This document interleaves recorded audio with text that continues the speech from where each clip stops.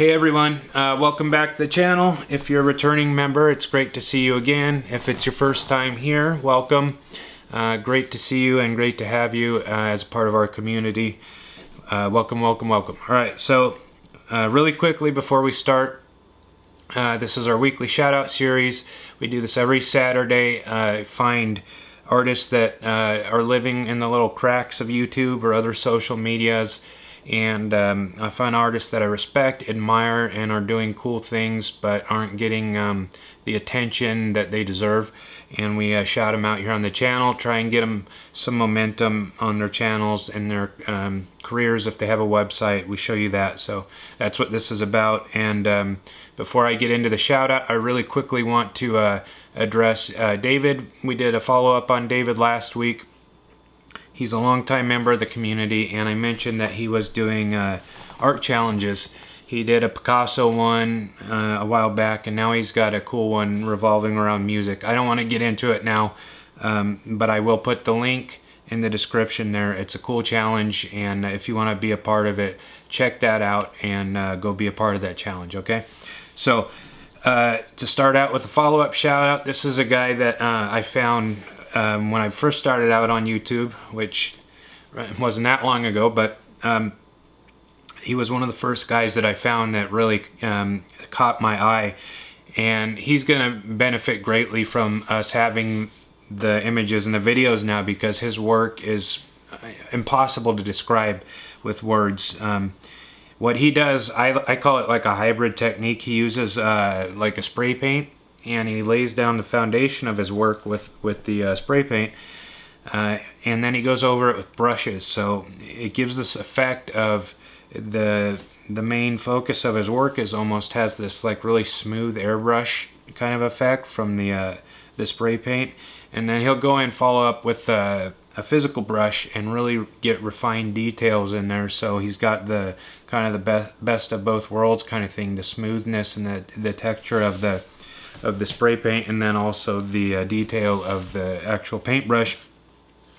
And his worlds that he creates are just spectacular. They're really trippy stuff that I'm very attracted to. I love space and all things galaxy, space, celestial related. I'm a sucker for all that stuff.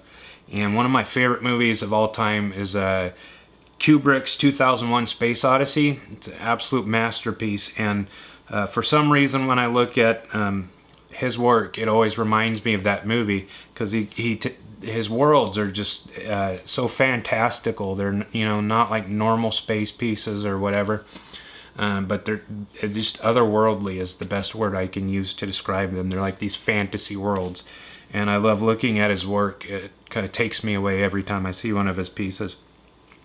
And he's been doing a ton of awesome stuff lately, so I'm excited for you guys to go check him out and check his technique out. Hopefully you find it as interesting as I do. That's Art Beyond the Wall. Go check him out, okay?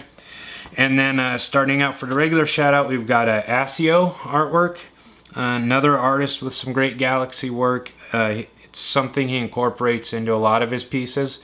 And one thing I love about galaxy work, or any subject really, is you can see it done a million different times, but everybody's got a different take on it.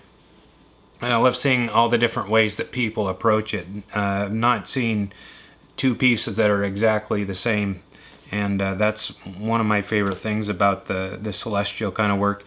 Everybody does it differently. He's got some really cool animal work. One of the pieces is Mountain Lion. It's in the thumbnail this week. You can actually see it. Looks like it was done with colored pencils. I could be wrong, but it looks like colored pencil work to me. It's a really well done, fierce mountain lion piece. And then what really stood out to me about his work is he's truly got a creative mind, because on his channel he's got, he's got a Lego brick like mini film. It's like a mini film that he created, and then he's got harkening back last week we kind of talked about different compositions and that kind of thing, and how that can spice your work up. He does different things. Like one, he took his hand and put it in masking fluid and actually put that on the canvas, and then painted around that, incorporated that into the actual piece.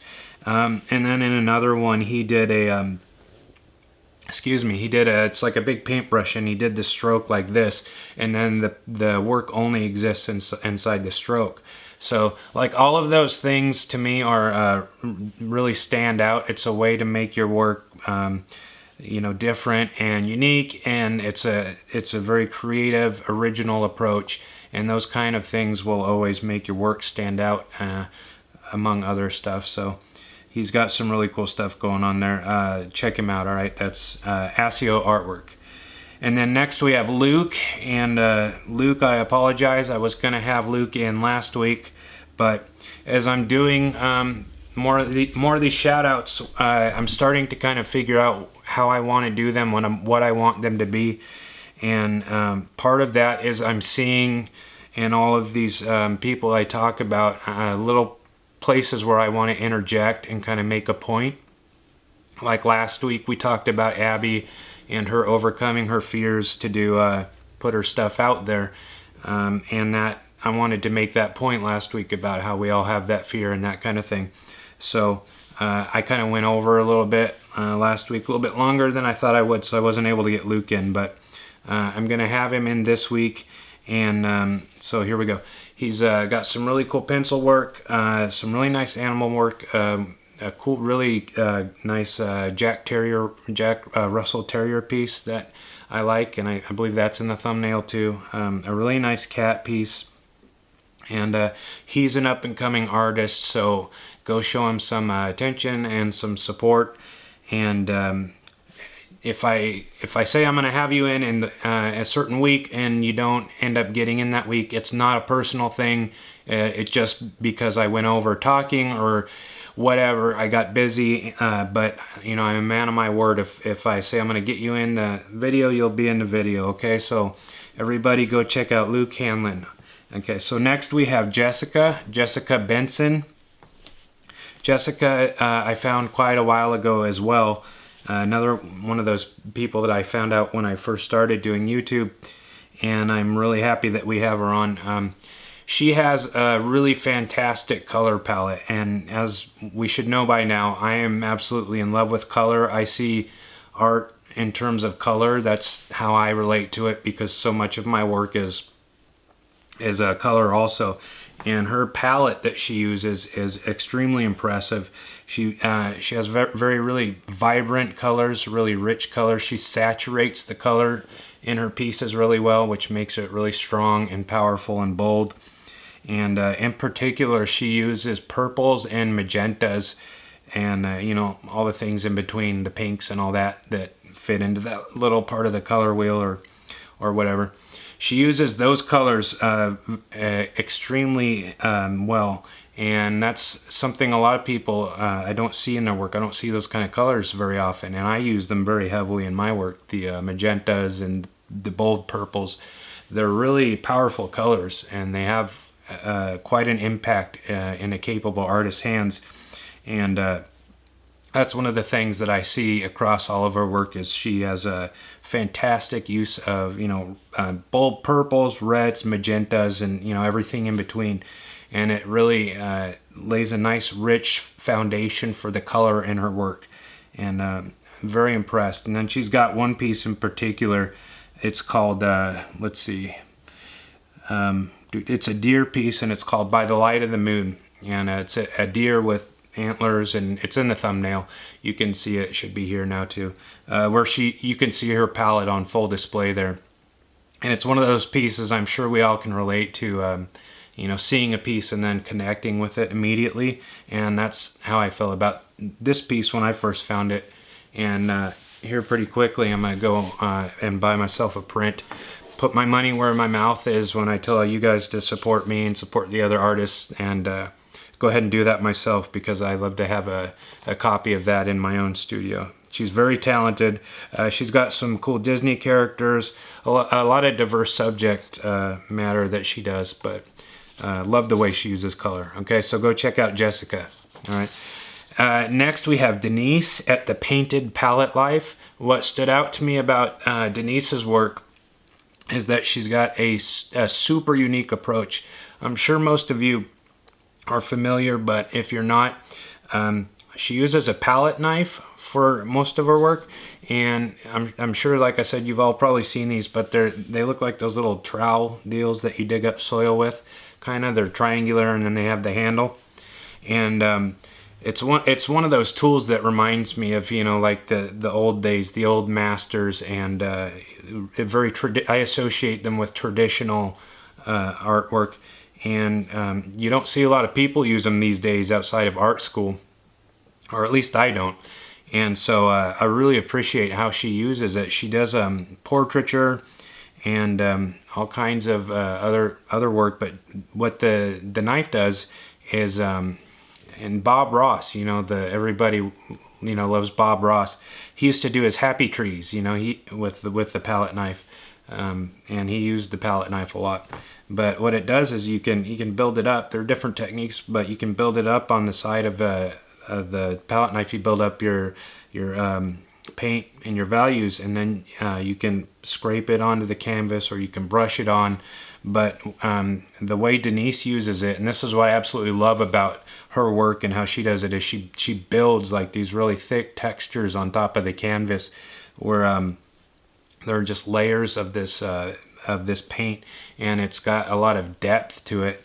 And that's one of those things I absolutely love, and I try and put into my work as well. Like the more you can build and layer, the more depth the piece will have. And her palette knife pieces have like that super textured, deep look to them.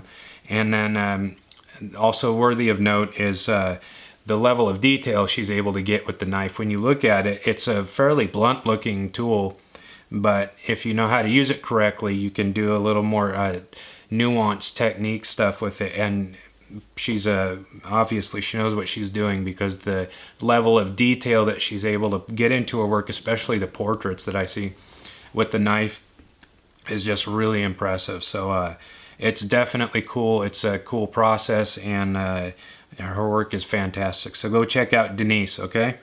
And then next we have Ariane. And Ariane, I am in love with her oil work. She sent me a few pieces, and most of them were oil, and man, they just blew me away. And then even more so when I found out, she told me she's only been painting for like a year. And then even more so on top of that, when I found out she's only been doing oil for about 5 or 6 months. So she, you know, some people are just gifted, because when you look at her work, it speaks to somebody that's been using the medium a lot longer than a few months. Some people are just a little bit ahead of the game, but her oil work is fantastic. What really stands out about her oil pieces to me are the way she does flesh tones. I absolutely love the way she does flesh tones, and that's really apparent in a piece she's got called Know Thyself, The Monster Within. Powerful title, yeah. But the way she does the flesh tones in that piece it really stands out to me, and the way she uses color in the flesh tones, and then she uses complementary colors really well in the backgrounds, and then she does like a cool gold, I don't know, you would call it a gold leaf or whatever. I've seen it used by a few different pieces, that gold, and it's a really nice way to top your piece off. And that piece in particular, that Know Thyself piece, is one of my favorite oil pieces I've seen all year. Hands down. So very impressive. And then on top of that, she's got 5 kids and homeschools all of them. So, you know, the amount of work ethic that must take for her to also pursue the art. On top of all of that is very impressive, and much respect to her, and much respect to all of you who have families and full-time jobs and still are pursuing your dreams. So I honor you. Very, very impressive. Okay, that's Ariane. And then last but certainly not least, we have Allison, AllisonlyonArt. And what I took away from her work, and this is something that applies also to different artists across the spectrum, is her work is really light and airy, and I know she uses a lot of oil, but it kind of looks like pastel almost to me. She does a lot of floral work, and you know, most of my stuff, not all of it, but I do branch out a bit, but most of my stuff is, you know, death and gore and destruction and macabre and all of that good stuff. So it's good for me to see other kinds of work, you know, that are juxtaposed to mine, like Allison's very light work. And you know, she really specializes in floral work. A lot of her pieces she incorporates some kind of flowers. And I probably won't be painting any flowers in anytime in the near future, so I like seeing it well done as she has. And then she's got a fantastic video on her channel about oil painting, and there are a lot of technique videos out there, but I don't see many addressing the issues that she does in her video, which is specifically how to approach working with oil from a pragmatic perspective. As any of you know that have worked with oil, it's a fantastic medium. The value and results that you can get with it are unlike any other medium. The richness and the texture, as you can see in her work, the piece I'm talking about where she's doing the tutorial, it's a beautiful oil piece, but it's a pain to work with.